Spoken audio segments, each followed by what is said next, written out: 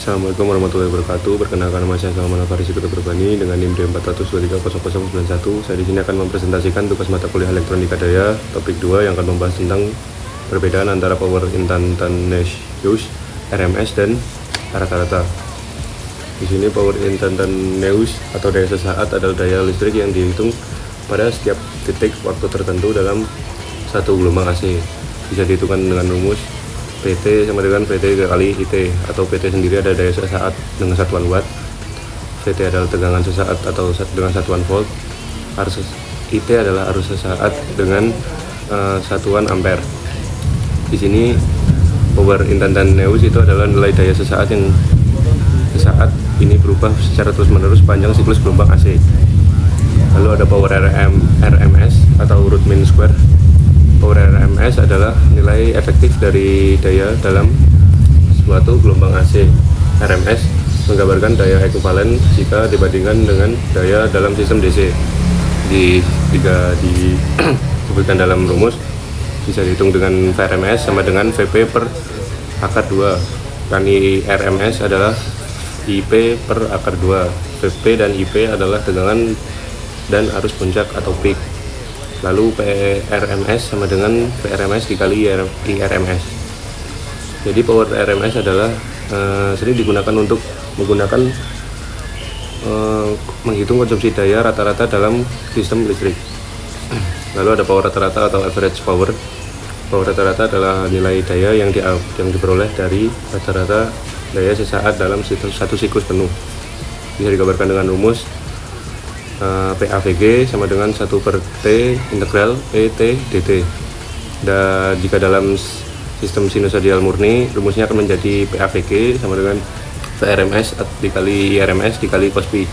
Jadi di sini T sendiri adalah periode gelombang, cos pi adalah faktor daya sistem.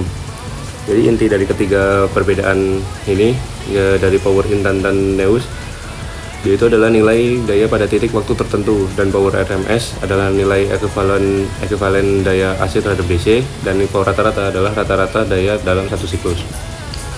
Lalu di sini ada apa itu total harmonic distortion atau THD. THD sendiri adalah gangguan pada gelombang listrik akibat adanya komponen harmonik dalam sistem tenaga listrik.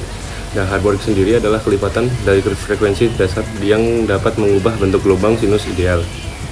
Bisa dikatakan dengan rumus yaitu THD sama dengan akar V2 ditambah V3 ditambah V4 ditambah Vn hingga seterusnya akar 2 pangkat 2 per V1 dikali 100%. V1 sendiri di sini adalah tegangan fundamental, V2, V3 hingga V seterusnya adalah tegangan harmonik kedua, ketiga dan seterusnya. Lalu di sini ada dampak THD.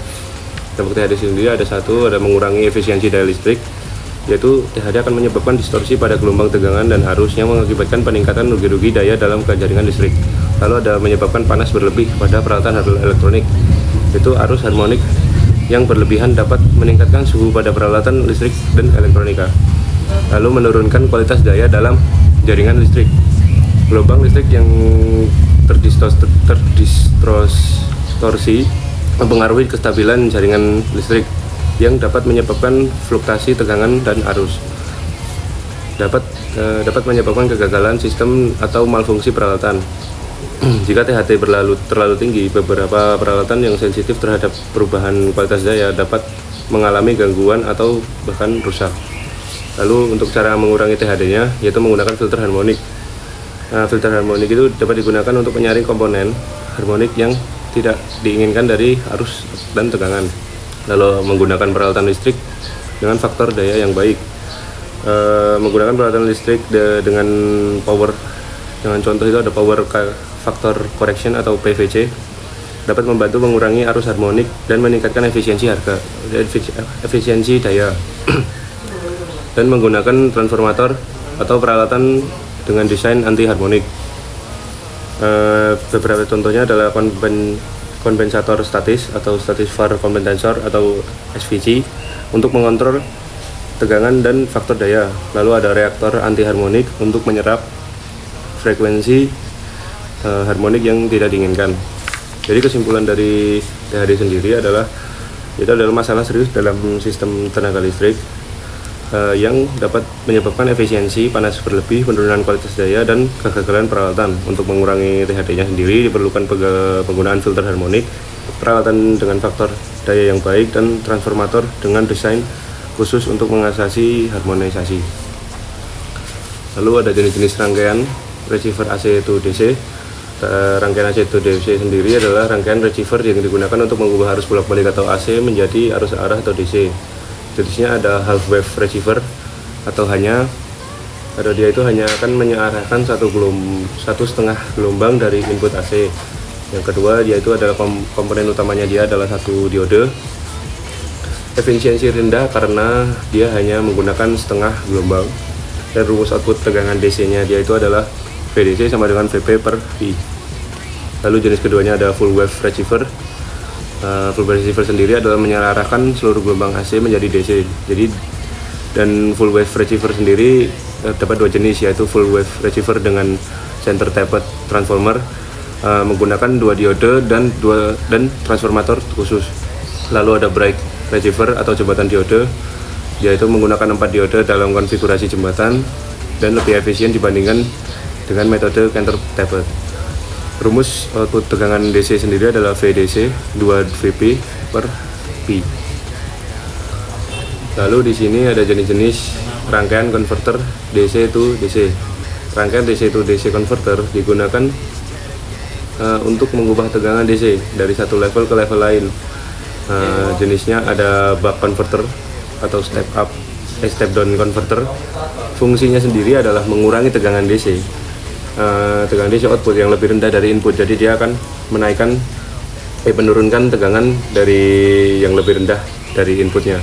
Lalu komponen utamanya itu biasanya menggunakan MOSFET, induktor, dan kapasitor.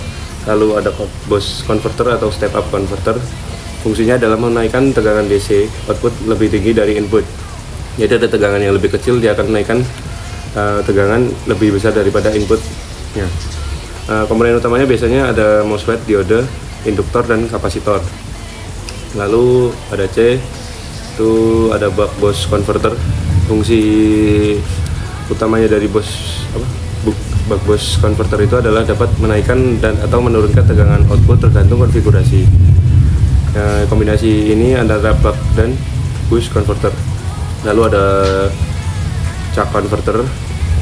Fungsinya itu dapat memberikan output dengan tegangan lebih tinggi atau lebih rendah, serta tegangan output bisa positif atau negatif.